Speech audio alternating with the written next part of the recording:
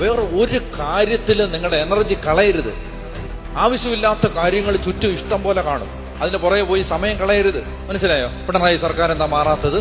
നിനക്കെന്നെ മാറിയിട്ട് മോദി എന്ന് മാറും, ട്രംപ് മാറുമോ?